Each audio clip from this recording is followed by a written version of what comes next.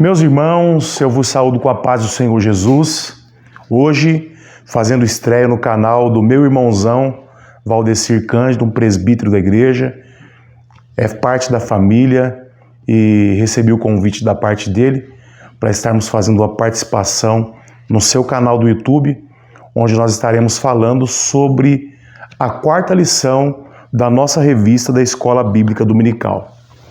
Essa revista aqui é o segundo trimestre, onde a gente vai estar falando, e está falando, sobre relacionamento em famílias, superando desafios e problemas com exemplos da Palavra de Deus.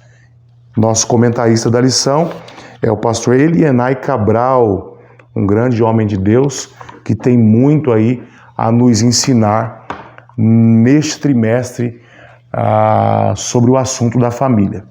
Hoje nós estaremos tratando a lição de número 4, onde nós estaremos falando sobre ídolos na família. Essa lição é uma lição que está maravilhosa e nós estaremos aí aprendendo um pouco dessa temática na lição de número 4. Bom, o nosso texto áureo da lição está escrito em 1 João, capítulo 5, versículo de número 21, onde a palavra de Deus vai nos dizer: filhinhos, guardai-vos dos ídolos. Amém. A nossa verdade prática vai nos dizer que a adoração a ídolos implica priorizar tudo aquilo que se coloca no lugar de Deus. E a nossa palavra-chave é a palavra idolatria, no qual nós queremos aí dar uma ênfase maior na lição de hoje. A leitura bíblica em classe, meus amados irmãos, se encontra em Gênesis capítulo 31, versículo 17 ao 19 e o versículo 33 ao 35. E também Juízes, no capítulo 17, versículo 1, do 3 ao 5. Versículo 1, versículo 3 ao 5. É a leitura bíblica em classe, que aí na sua sala de aula você vai estar fazendo a leitura aí com os seus alunos. Muito bem, hoje nós estaremos tratando sobre ídolos na família e nada melhor do que a gente trazer uma definição sobre essa questão da idolatria, E quando a gente vai para o texto sagrado, principalmente ali no livro de Deuteronômio, capítulo 30, versículo 17, nós vamos ver uma orientação de Moisés no que concerne a esse desvio do nosso coração, O texto bíblico vai nos dizer assim: porém, se o teu coração se desviar e não quiseres dar ouvido e fores seduzido e inclinares a outros deuses e se servires então hoje, te declaro que certamente perecerás, não permanecerás longo tempo na terra, a qual vais passando o Jordão para possuíres. Deuteronômio, capítulo 30, versículo 17 e versículo 18. Nós temos aqui uma visão sobre a idolatria, Essa questão do desviar o coração, a dar ouvidos àquilo que vem de fora e se inclinar a outros deuses. E falar sobre outros deuses nós vamos falar bastante nessa aula, porque a questão da idolatria a outros deuses é justamente o foco desta lição. Nós vamos ver também uma declaração do apóstolo Paulo em Romanos, no capítulo 1, versículo 21 ao 23, que o apóstolo Paulo vai estar nos dizendo assim, nos trazendo aí uma síntese da questão da idolatria. Porquanto, tendo conhecido a Deus, não o glorificaram como Deus, nem lhe deram graças. Antes, em seus discursos, desvaneceram e o seu coração insensato se obscureceu. Dizendo-se sábios, tornaram-se loucos e mudaram a glória de Deus incorruptível em semelhança da imagem de um homem corruptível, e de aves, e de quadrúpedes, e de répteis. Portanto, meus amados, através desses textos bíblicos, nós podemos definir aí que a idolatria em si é um sistema idealizado por Satanás e os seus anjos, que consiste na substituição de Cristo do centro das nossas atenções para os outros tipos de deuses, imagens, conceitos, intercessores, sistemas religiosos, estilo de vida, posses, dinheiro. Tudo isso constitui o maior engano de todos os tempos que Satanás tem investido no homem para que ele possa desviar o seu coração do centro, que é o nosso Senhor e Salvador Jesus Cristo. Uma outra palavra que é importante a gente definir nessa lição, até pelo contexto da lição que vamos estudar hoje, é a questão da família. Nós estamos falando de ídolos na família e eu queria trazer para os irmãos também o conceito de família no Antigo Testamento. É muito importante nas nossas lições a gente estar trazendo para os irmãos o conceito da família no Antigo Testamento, para que nós possamos entender aqui o porquê que Jacó decidiu fugir, o porquê que Raquel escolheu roubar o ídolo de seu pai. Então, para que vocês possam entender este contexto, é necessário que a gente fale também um pouquinho da família no Antigo Testamento. E no Antigo Testamento, a família era definitivamente patriarcal. Um dos termos designados para esta era justamente a casa paterna, né? Que no hebraico é Bet-Ab, justamente para definir essa questão de família. Quando se falava família no Antigo Testamento, logo se falava na casa do pai. Nas genealogias também, principalmente genealogias bíblicas, em sua maioria, sempre as genealogias eram apresentadas através da linhagem do pai. O pai possuía sobre os filhos, inclusive os casados, se viviam com ele, e sobre as suas mulheres, uma autoridade total, que antigamente chegava até o direito de vida ou morte. O pai tinha tanta autoridade nessa família patriarcal que ele era capaz de determinar a um dos seus filhos viver ou morrer. Uma questão interessante na família patriarcal também é o posicionamento das mulheres, que as mulheres nesta época, elas não eram tão valorizadas, porém todo o trabalho duro era feito na maioria das vezes por mulheres. Os trabalhos mais duros da casa, do campo. As mulheres tinham uma posição um pouco privilegiada, tanto na sociedade como na família. As solteiras, por exemplo, por ser uma família patriarcal, elas acabavam ficando sob a tutela do pai ou do guardião, que se responsabilizaria por elas. Ao que tudo indica, elas eram tratadas como prendas de valor, que eram compradas por seus futuros esposos e, inclusive, vendidas como escravo. Nós podemos ver, por exemplo, uma referência bíblica em Êxodo, capítulo 21, versículo 7, onde o texto bíblico vai dizer: "E se um homem vender a sua filha para ser serva, ela não sairá como saem os servos." Então os pais, o guardião, tinha a autoridade de vender até as próprias filhas. Nós temos justamente o exemplo de Jacó, que trabalhou por 14 anos e possuiu as 2 filhas de Labão. Ou seja, Jacó comprou as suas 2 esposas através do seu trabalho. Então, quando nós conhecemos esse contexto da família patriarcal, fica um pouco mais fácil a gente entender o que está acontecendo na história de Jacó. Um outro assunto também de família é justamente a questão de Raquel roubar e furtar um ídolo de seu pai, né, para requerer uma herança. Na família patriarcal, quem tinha direito à herança era o filho mais velho, com uma porção dobrada.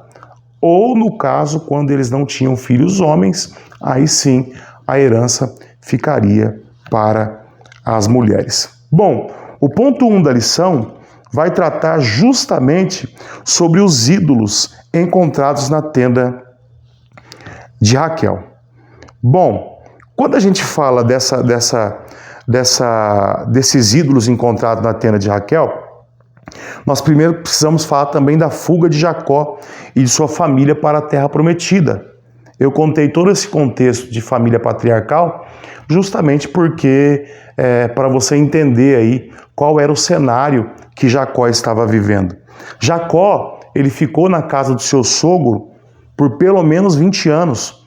Gênesis capítulo 31, versículo 38 e 41, ele vai especificar muito bem esses dias que ele passou na casa do seu sogro. 14 anos ele passou lá para conquistar suas 2 esposas e mais 6 anos ele passou ali trabalhando para também enriquecer e ganhar os seus meios, né? Então, lá em Gênesis 31, versículo 41, ele vai explicar muito bem o porquê que ele passou 20 anos com o seu sogro. Porém, quando a gente vai olhar na Bíblia Sagrada, a gente vai perceber que Jacó, ele já estava com desejo no seu coração de sair daquela terra, pelo menos 6 anos antes. Lá em Gênesis capítulo 30, versículo 25, quando Raquel dá luz a José, Deus coloca no seu coração o desejo de voltar para a sua terra. Porém, o seu sogro vai lhe fazer uma proposta e essa proposta vai perdurar mais 6 anos. E porque o sogro dele tinha autoridade sobre as filhas, sobre aquilo que ele tinha, como eu disse aos irmãos, na família patriarcal ele tinha essa autoridade, principalmente se os filhos morassem com ele, Labão ele tinha toda a autoridade para falar, se você for, você vai sozinho, você não vai levar ninguém. Por isso, então, que Jacó ele vai fugir escondido, vai reunir as suas esposas e vai fugir, justamente porque Labão ele tinha esta autonomia de não deixá-los sair. E nessa saída de Jacó, nessa nova peregrinação rumo à terra prometida, rumo à sua terra, a sua esposa Raquel vai dar à luz ao seu último filho, Benjamim, e vai morrer dando à luz. Então observem que todos os filhos de Jacó, ou melhor, a maioria dos filhos de Jacó, fora Benjamim, nasceu na casa de seu sogro. Por isso que Jacó, ele busca essa saída de forma secreta para não correr o risco de ficar sem a sua família. Então nós vamos observar que no primeiro ponto, a fuga de Jacó com a sua família, ele sai justamente pelo medo do sogro não deixar ele sair com as suas esposas e com os seus filhos. Nesta saída, como os irmãos podem ver, Raquel, ela vai cometer um furto, ela vai roubar uma das estátuas do seu pai. Nessa época, essas estátuas eram conhecidas como terafins, né? Que é justamente aí um termo no original hebraico para aquelas estatuetas de deuses familiares. Ela não roubou essa estatueta porque essa estatueta tinha um valor. Não, porque essas estatuetas eram feitas de barro, de metal, enfim. Não era uma estatueta cara. Eu vou colocar aí no vídeo uma imagem das estatuetas de terafins, justamente para vocês terem uma ideia de como era essa estátua. Porém, na cultura da cidade de Harã, né, principalmente ali na região das cidades da Mesopotâmia, ali eles tinham um código chamado Esnuna, né, que derivou aí o código de Hammurabi. O código de Hammurabi é mais conhecido do que o código de Esnuna, né?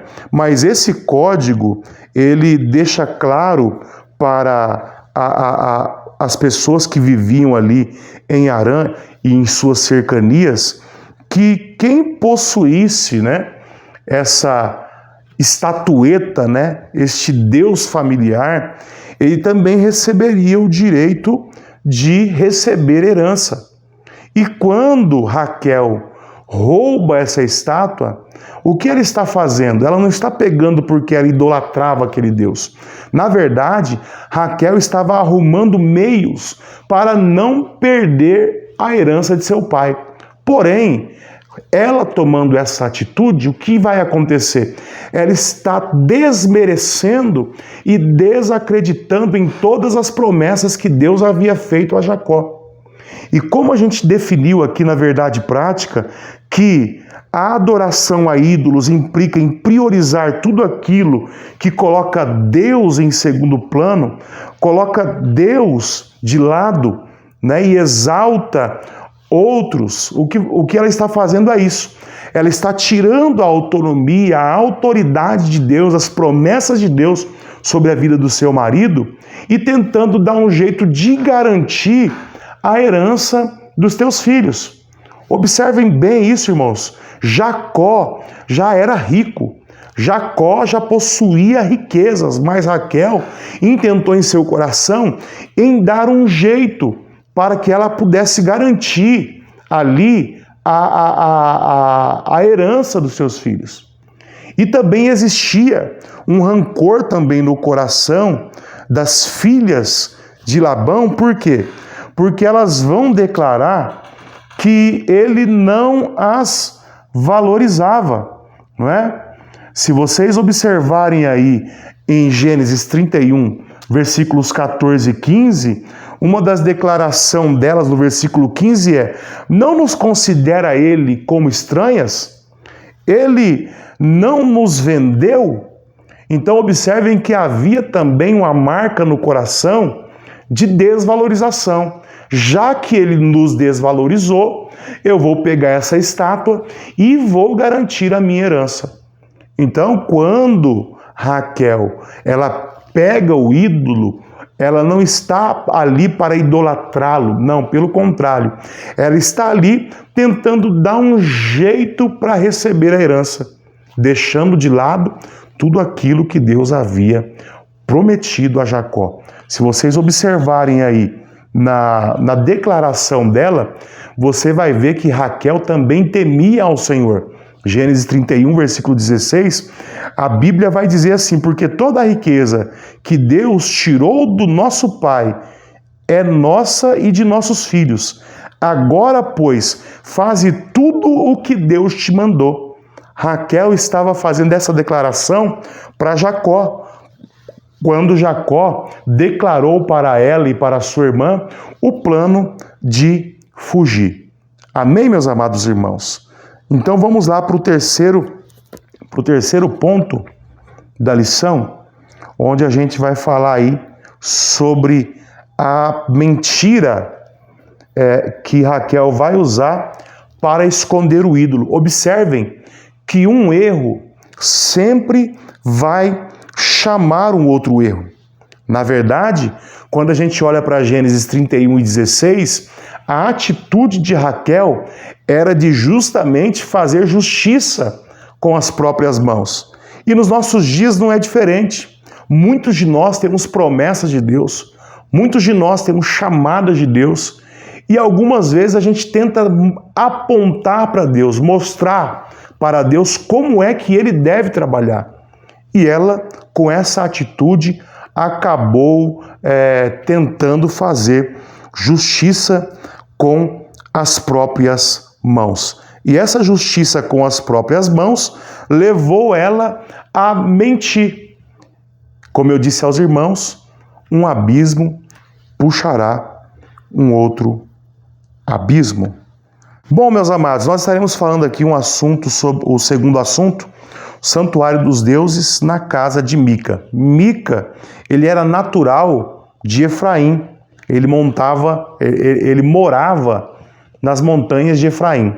Mica, ele furtou a sua mãe, porém, quando a sua mãe amaldiçoou aquele que pegou o dinheiro, ele temeu, falou para sua mãe que o dinheiro estava com ele. Porém, a Bíblia vai nos declarar que a sua mãe vai pegar parte desse dinheiro e vai construir para ele também um Deus. Vai construir também uma estátua, uma imagem de escultura de fundição, para que ele pudesse prestar culto, prestar adoração. E ele, com esse terafim, ele começou a prestar culto dentro de casa. Mas o que me chama a atenção neste texto é justamente, como a gente está falando de família, o que me chamou a atenção e que eu acho que é bastante atual nos nossos dias é ver uma mãe fazendo a vontade do filho.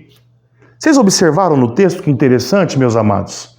Que mesmo ela sabendo que o filho furtou, ela, bem dizer, retirou a maldição. Se fosse qualquer outro, estava amaldiçoado.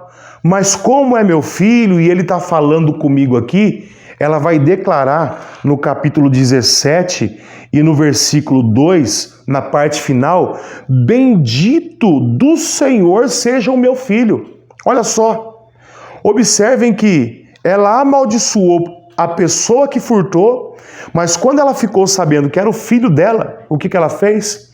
Ela abençoou e mais, ela fez a vontade do filho dela, ainda que foi uma vontade abominável. E olha só, irmãos, nós estamos vivendo essa realidade nos nossos dias. Muitos pais, muitas mães estão abrindo mão da verdade, estão abrindo mão da fidelidade para fazer o gosto dos filhos dentro da própria casa. E é isso que a Bíblia vai dizer. Ela pediu para que criar um terafim para ele, uma imagem de escultura, e essa imagem ficou dentro da sua casa. E ele, não contente com isso, se vocês lerem Juízes 17, a partir do versículo 7, meus amados, a Bíblia vai nos dizer que havia um moço de Belém de Judá. Esse rapaz era um levita na casa do Senhor. Esse rapaz era um rapaz que adorava a Deus. Porém, este rapaz, ele vivia peregrinando, ou seja, ele vivia sem rumo. Um levita sem rumo. E o que vai acontecer? Esse levita, ele vai aparecer lá na casa de Mica. E Mica vai ficar sabendo que ele é um levita. E Mica, quando fica sabendo que ele é um levita, e o levita fala para ele, não, eu estou peregrinando, Mica vê uma oportunidade de não somente ter um Deus em sua casa, ter uma estátua de um terafim na sua casa, mas também vê a oportunidade de ter um sacerdote dentro da tua casa. E quando ele vê aquele levita, ele separa aquele levita para ser um sacerdote do seu terafim. E observem que ele vai fazer uma proposta para este levita, e ele vai dar 10 moedas de prata por ano para este levita. E este levita acha bom, este levita aceita essa proposta. Eu já abro um parênteses aqui para dizer duas coisas. Primeiro, ociosidade. Meu irmão, cuidado com a ociosidade. Ainda que você tenha chamado, ainda que você seja um escolhido, ainda que você tenha dons espirituais, se você viver ocioso, você pode cair no mesmo laço que esse levita. Ele foi comprado por 10 moedas de prata. E nos nossos dias não está diferente. Muitas pessoas não valorizam o seu chamado, não valoriza aquilo que o Senhor colocou em suas mãos e está se vendendo. A pergunta que eu faço para você que está me ouvindo é: quanto vale o seu ministério? Quanto vale a sua fidelidade? Quanto estão te oferecendo para fazer aquilo que é contra a vontade de Deus? Cuidado, não fique ocioso, não venda a sua chamada.